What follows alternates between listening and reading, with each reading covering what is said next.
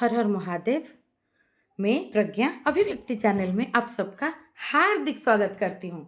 आज जल प्रवाह का 40 डेज है और 40 अनमोल मोती जो है हम 40 तक पहुँच गए हैं।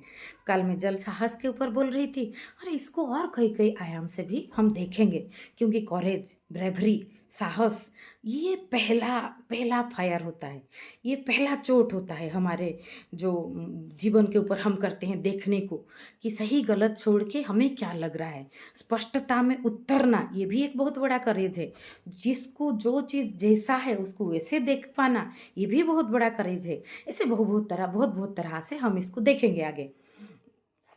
जुड़े रहिए। आप भी ये प्लेटफॉर्म में आपके अभिव्यक्ति दे सकते हैं। यहाँ कोई किसी को जज नहीं कर रहा है। नदी की तरह ये जैसे मनुष्य सभ्यता अभिव्यक्त होके कई कई पैमानों के पे कई कई तरह से मुख्यतः शारीरिक, मानसिक, सामाजिक, आध्यात्मिक आधार पे कई कई ये चार मुख्य स्तंभ रहता है जीवन का, जिस आधार पे मनुष्य अपने आप को अभिव्यक्त करता है। ह्यूमन रेस का ग्रोथ हुआ है, कुछ गलत हुआ, कुछ सही हुआ, फिर उससे कुछ मंथन हो के और कुछ आया। तो अभी भी हमारे जीवन के लिए वो उतना ही सत्य है कि हम कई कई आयाम से जब देखते हैं, जानते हैं, उतरते हैं और गहराई से, और ये सब जल भाव से होता है। जल के ऊपर आप चोट नहीं कर सकते, ये जल है। तो ये तरल सरल बहता हुआ जीवन, आध्यात्म सभी ऐसा है। गहराई में भी है इसमें, सरलता भी है, तरलता भी है। तो आज एक नया विषय पे बात करेंगे। कल फिर जल साहस के ऊपर देंगे, आगे लेके जाएंगे। ये जल है, जब जैसा आ गया।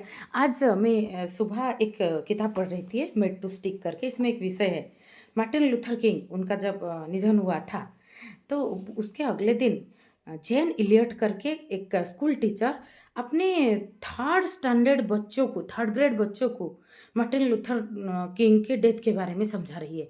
और फिर वो अचानक चौंक के अपने खुद को देखी कि थर्ड स्टैंडर्ड के बच्चे के लिए ये टॉपिक है क्या, वो समझ पाएंगे क्या मैं वो जो जिस बारे में बोल रहा हूँ। तो वो खुद को आश्चर्य होकर देखे और उनको लगा कि नहीं, मैं नहीं समझा रहा हूँ थर्ड स्टैंडर्ड के बच्चों को, मैं अपना अभिव्यक्ति दे रही हूँ। तो ये अभिव्यक्ति आज का विषय है, जल अभिव्यक्ति। मनुष्य खुद का देता है लेकिन सामने वाला को बस एक आधार कर लेता है। ये गहराई से, या आप मनोविज्ञान अध्यात्म दृष्टि से गहराई से जाके वो देखिए। वो स्कूल टीचर ने खुद अपने आप को देखा चौंक के कि थर्ड स्टैंडर्ड बच्चों के लिए ये टॉपिक है क्या। वो टीचर है, उनका वो क्षेत्र था, और हम अपनी क्षेत्र में ही तो एक्सप्रेस करेंगे ना, अभिव्यक्ति देंगे ना। तो जैसे तो ये जल अभिव्यक्ति, इसको और जल इसीलिए मैं ले रही हूँ, ये अभिव्यक्ति भी बदलता रहता है हर चीज़ में। जल जल के बिना जीवन, जल ही जीवन, ये हर आयाम की सच्चाई है। तो ये स्कूल टीचर की मुझे ये एकदम यहाँ से ये क्लिक किया कि कितनी सच्चाई है। मैं अपनी बच्चे के ऊपर जब गुस्सा किया तो क्या ज़्यादा बच्चे की गलती की वजह से किया, या मेरे अंदर तब कुछ और फ्रस्ट्रेशन था, मेरे अंदर कुछ गहरा चीज़ था जो अभिव्यक्त होना चाहता है। हम बुद्धदेव को लेते हैं, बुद्धदेव के ऊपर किसी ने आके थूका तो बुद्ध हंस दिए, पूछ लिए कि अभिव्यक्ति है।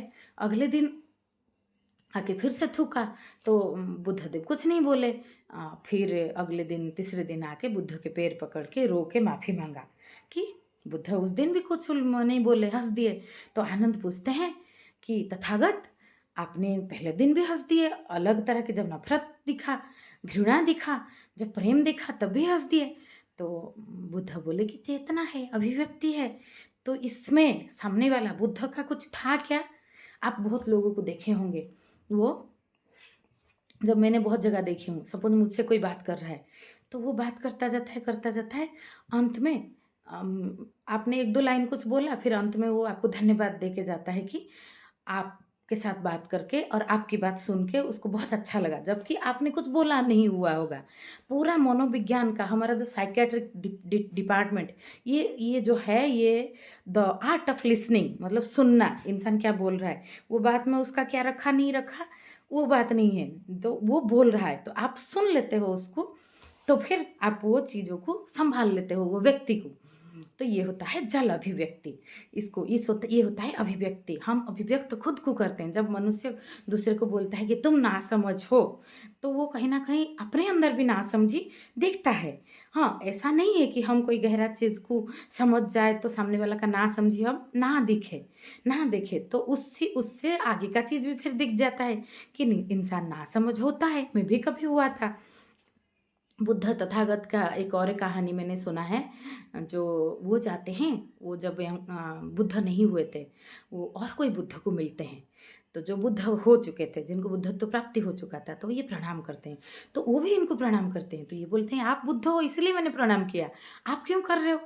तो वो बोलते हैं कि मैं भी कभी तुम्हारे जैसा था, तो मैं वो चेतना को प्रणाम कर रहा हूँ। तो ये है। और जल जल अभिव्यक्ति, ये सुबह आज ये मैं यहाँ पढ़ी थी।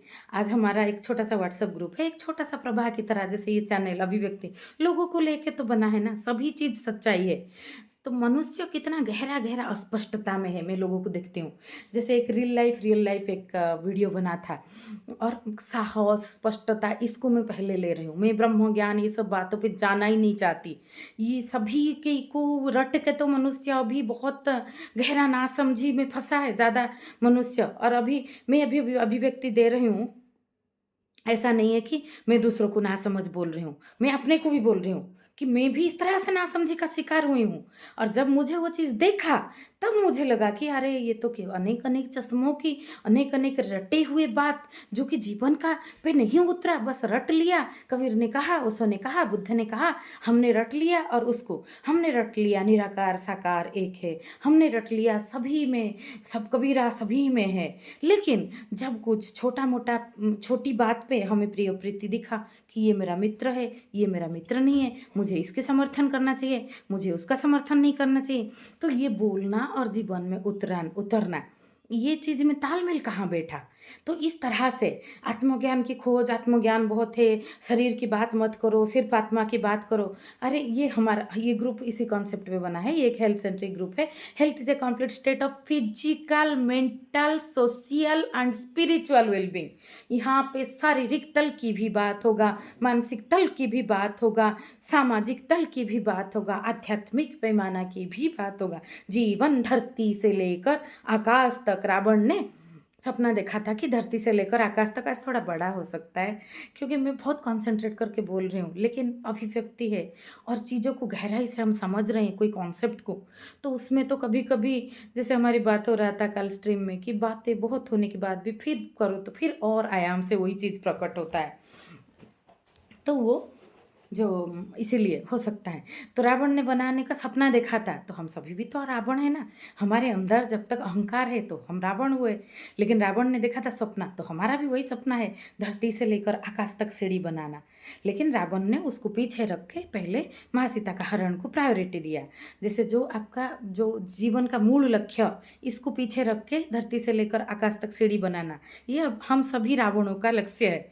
उसको अगर पीछे रख के हमने रात बिताए सोए के दिवस बिताए खाए हीरा जन्म अमोल सा, ये कोड़ी बदल जाए, तो इस पे ध्यान देंगे तो ये पीछे रह जाएगा। तो इसको धरती से लेकर आकाश तक सीढ़ी, तो ये ना समझे बच्चे लोग ब्रह्म ज्ञान, शरीर की बात करो, आत्मा की बात करो, शरीर का मत करो, या कोई विषय पे बात हो रहा है साधारण विषय पे।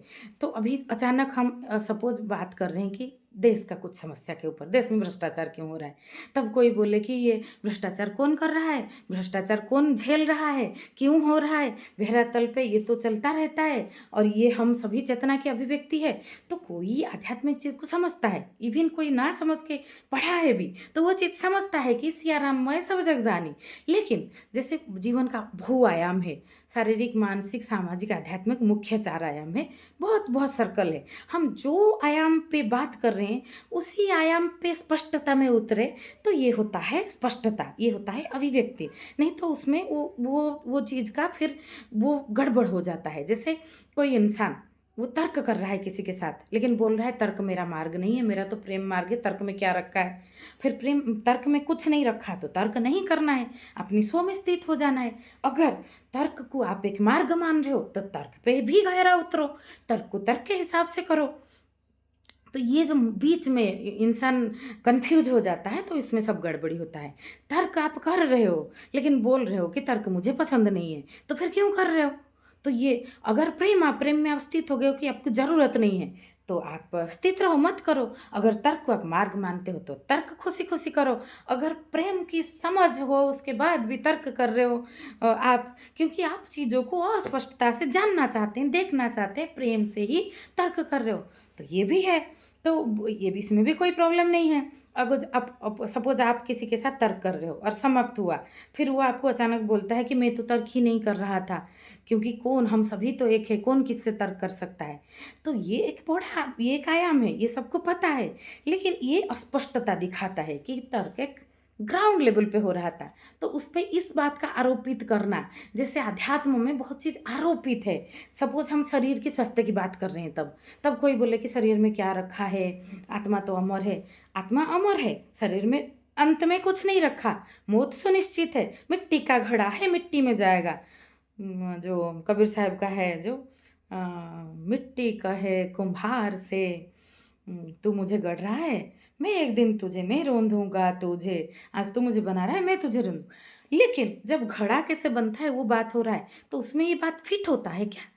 तो चीज़ों को हम हर आयाम से स्पष्टता से समझना।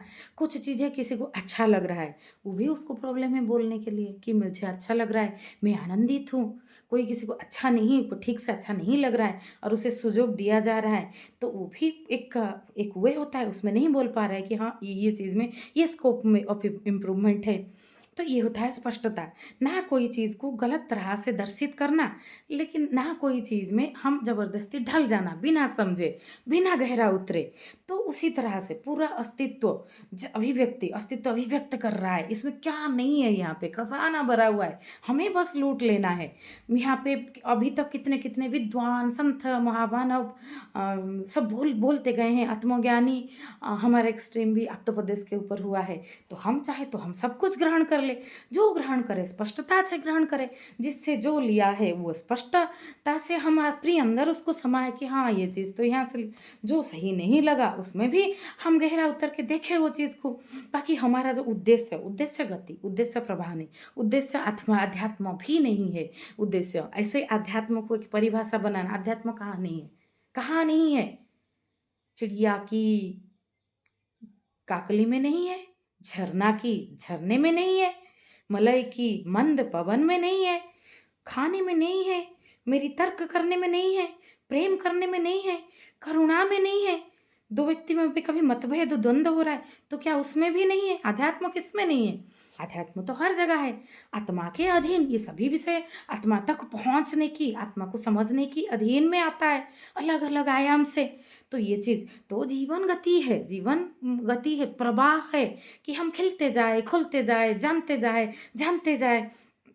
अहंकार कहीं कहीं तल पे है, तो अहंकार नहीं है, अहंकार नहीं करना है। ये बात से ज़्यादा आसान पड़ता है बोलना, और ज़्यादा प्रैक्टिकल है कि अहंकार से सावधान रहना है सभी को, हमको, हम सभी को। ये एक वास्तविक बात है, क्योंकि बेसिक हमारी कोर जो है, हमको धारण किया गया अहंकार हमारे अंदर रहेगा। एक व्यक्ति का होनेपन का अहंकार रहेगा, तो अहंकार पे सावधान रहना है और देखना है, और जल होना है जीवन। जल जैसा दिख गया, मेरा इधर स्पष्टता से कमी, तो मुझे सुधार लेना है, तो मेरा जीवन इवॉल्व करेगा। और किसी का, मुझे जहाँ समझने में कोई प्रॉब्लम हुआ, गड़बड़ हुआ, तो मुझे वो चीज़ को क्लियर करना है। किसी से माफ़ी मांग लो, किसी से को नहीं तो किसी को माफ़ कर लो, खुद से माफ़ी मांग लो, खुद से खुद को माफ़ कर लो। तो ये चीज़, बाकी इससे कुछ ज़्यादा होता नहीं है। और ये माफ़ी माँगने का जो भी है, जीवन आगे बढ़ जाना, वो जीवन से अपने जैसे हर आयाम से हम फूल है, पत्थर नहीं है। बहुत तरह से हम खिलते हैं, बहुत तरह से हम तरह-तरह चीज़ों के प्रभाव में आते हैं, और उसमें समुद्र मंथन के अंदर हमारा व्यक्तित्व का, हमारा जीवन का, हमारा अध्यात्म का अभ्युदय होता है। तो ऐसे वैसे दूसरे की मैं जिस जिस बहुत चीज़ों में, जैसे मेरी समझ में कभी-कभी कमी आ रहा है, बहुत लोगों को आ रहा होगा, तो हम एक सिचुएशन के हिसाब से एक रिएक्शन एक्शन कर सकते हैं। लेकिन सिया राममय सब जग जानी, करहूँ प्रणाम जोरी जुग पानी, ये तो है अंतिम सत्य। बाकी सभी आधार लेके इसी सत्य को दे पहुंचना है, इस सत्य की तक। अगर पहुंच गए हो तो उसको बार बार देखना है कि हाँ, ये प्रवाह मेरे अंदर है या नहीं बार-बार, और उसमें और ज़्यादा जो है शुद्धता लाना है, जीवन शुद्ध होने की तरफ। सिद्ध होने में रखा ही क्या है? शुद्धता ही सबसे बड़ा सिद्धता है, और कुछ उससे कुछ ज़्यादा ही नहीं है। आज थोड़ा बड़ा हो गया स्ट्रीम जल अभिव्यक्ति के ऊपर, और कल जल साहस के ऊपर, और थोड़ा बहुत इसको मेरा व्यक्तिगत जीवन, सभी का तो एक उसमें वो एक बहुत बड़ा पैमाना होता है, वो मैं देखे मैं बोलूँगी। आप सभी का भी स्वागत है, स्ट्रीम में जुड़िए, स्ट्रीम में अपना विषय रखिए। ग्रुप में जुड़ना चाहते हैं तो नीचे अपना नंबर दे दीजिए, मैं जुड़ लूँगी। ये मुक्त प्रवाह है सभी के लिए, यहाँ अपना पराया कुछ नहीं है। चेतना की तल पे चर्चा होता है, सभी अपने अपनी गति में बहते जाते हैं, बस यही है। और जीवन का यही तो होता है गहराई। नमस्ते, जय श्री राम, जय श्री कृष्ण।